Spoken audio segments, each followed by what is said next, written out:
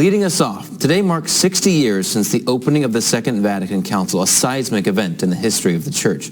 The interpretation and implementation of Vatican II's broad agenda triggered an unprecedented tsunami that rocked the bark of Peter. Joining us now is Church Militan's Christine Chrislieb to explore the cataclysm that followed.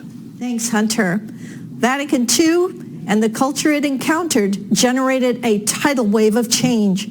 In tonight's in-depth report, we'll discuss the countless priests, religious, and laity who were swept overboard in its wake.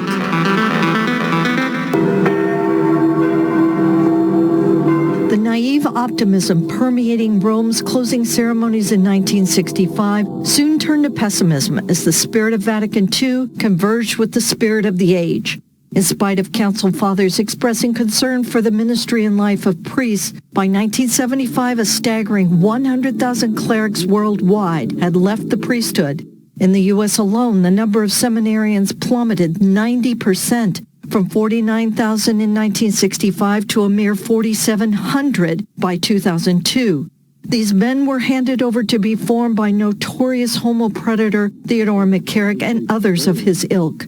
The men who refused to be malformed were branded rigid and turned away by corrupt vocation directors. U.S. religious orders suffered a similar exodus. In their 1965 document on renewal of religious life, Council Fathers opened the door to so-called prudent experimentation. A year later, Pope Paul VI nudged the door open even farther by calling for adequate experimentation in the life of religious. This experimental period ran amok as sisters and nuns put themselves into the hands of neo-pagan psychologists whose encounter groups spurred tens of thousands of sisters to lose their faith and renounce their vows. I don't spend a lot of time reflecting on the Holy Father. It's not a big deal for me, really.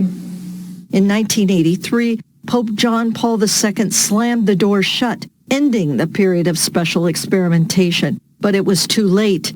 In 1965, there were 180,000 U.S. nuns. By 2002, there were only 75,000 left.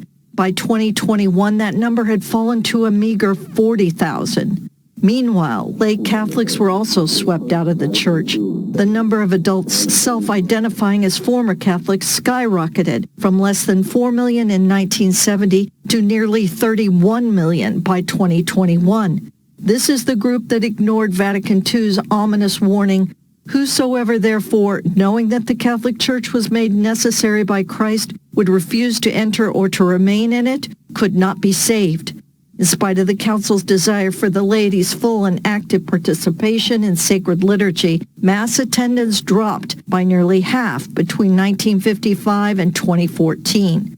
Of those Catholics who remain, 7 in 10 don't believe Christ is really present in the Eucharist. All that Vatican II presented could have been interpreted and implemented in light of sacred Catholic tradition. But many church leaders after the Council failed on both counts, endangering the souls of untold numbers of priests, religious, and laity. Catholics are still struggling because of weak formation. In 1970, there were approximately 425 Catholic marriages. By 2021, there were only 100,000. 1 million infants were baptized Catholic in 1970. By 2021, fewer than 500,000 received baptism. Wow, thank you, Christine. You know, it's true. For better or worse, Vatican II did change the Church. And you can't change the Church without at least touching the priesthood. So what about the claim that Vatican II led to the decline in priestly vocations? There's not really a direct causal relationship there, but it's a little more complicated than that. But, I wish I had had time in my news package to include Michael Rose's excellent 2015 book, Goodbye, Good Men, How Liberals Brought Corruption into the Catholic Church. Notice, Rose isn't arguing Vatican II brought about the decline in vocation. He lays the decline squarely at the feet of liberals who had infiltrated the seminaries, producing, that double squeeze. Weak, malleable men were admitted, while men confident in their faith were turned away. The infiltration was so worrying, so widespread and well known. Pope John Paul II in 1981 called for an investigation of all U.S. seminaries. The final report was never released, but I mean, we all are aware that a number of seminaries have closed, not necessarily because of, fewer applicants, but because of, just corruption. Well, Christine, what about religious vocations? Is Vatican II to blame for that as well?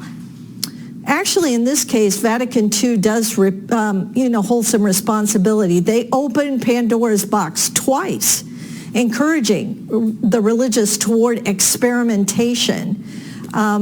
So naturally, they hopped on that like a duck on a June bug and kind of went to town. Well, you touched on that in your report, but what do you mean exactly by experimentation? Yeah, well, I mean, that's an excellent question. I mean, it kind of started out in California, so I'll talk about it in a minute, but, it was sort of an anything goes, woohoo, let's try, let's try that.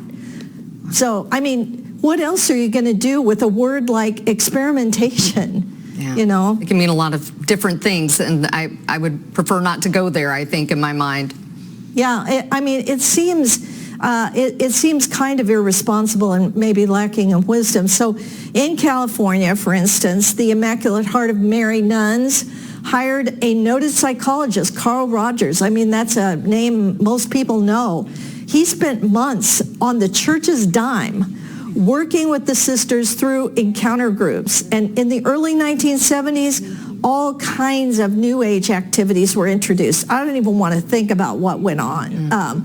But it had a devastating effect. In fact, a follow-up study of this experimentation, I mean, they actually studied what happened in these encounter groups. And they found that the encounter groups proved to be a psychological technology that helped to infuse a modern psychological, specifically a humanistic psychological perspective into contemporary religious life. So these encounter groups completely undermined religious orders. During this same period, Rogers was receiving funding from the CIA to research personality. So that's pretty scary. Intoxicated by the spirit of Vatican II, American nuns naively put themselves into the hands of humanistic psychologists. It's remarkable. And it took Pope John Paul II nearly 2 decades to call a halt to it. Christine, what about the tens of millions who left the church and endangered their souls in the wake of this council?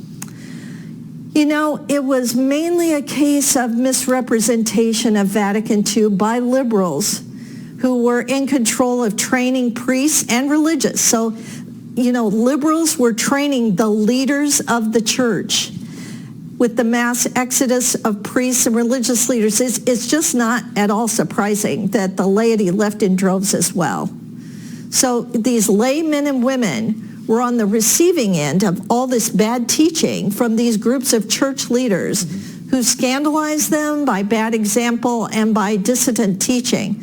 So keep in mind also, the height of the clergy sexual abuse was the 1970s and 80s, immediately following Vatican II. Think of how this impacted extended Catholic families. Again, not just the victim, but the victim's parents and siblings, the ripple effect of clergy abuse. Absolutely. Christine, thank you so much for coming on, and thank you for that context and perspective. Yeah, it's always great to be here. I enjoy our discussions.